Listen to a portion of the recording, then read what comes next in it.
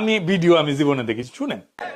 ধরেন আমি নির্বাচিত হইলাম, নির্বাচিত হওয়ার পরে কিন্তু আমাদের অনেক সুবিধা আছে, আমাদের কিন্তু সুবিধা আছে। আমি বেতন পাবো, আমি প্রায় 1.5 লক্ষ টাকার মতো বেতন পাবো। যদি আল্লাহ নির্বাচিত করে আমার বেতন হবে কত? প্রায় 1.5 লক্ষ টাকা, 91-90 হাজার টাকা বেতন, বাসা ভাড়া এটা সেটা, ঢাকা শহরে একটা বড় ফ্ল্যাট দিব। এগুলা কার কার কার টাকায়? জনগণের টাকায় না? এরপরে আরো সুবিধা দিবে। সুবিধা হচ্ছে এই যে গাড়ির, রাস্তায় গাড়ি আছে না, এই গাড়ির দাম ধরেন এটা 10 লাখ 12 লাখ টাকা, কিন্তু আপনি কিনতে যান এই গাড়ির দাম 50 লাখ টাকা, কারণ আপনাকে ট্যাক্স দিতে হয়। কি দিতে হয়? ট্যাক্স। কিন্তু এমপিরা গাড়ি কেনার সময় ট্যাক্স লাগে না। তারা কি তা করে জানেননি? ধরেন একটা গাড়ির দাম ধরেন 8 কোটি টাকা, V8 একটা গাড়ি মডেলের, গাড়িটার দাম কত?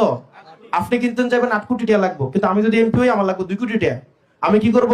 আপনার থেকে আমি 6 কোটি টাকা নিব, নিয়ে গাড়িটা কিনলাম, আমার লাভ কত? কয়টা? আর আপনার লাভ কয়টা? 2 কোটি। কারণ আপনি কিনতে গেলে লাগতো কত? আর কত বুঝেন না?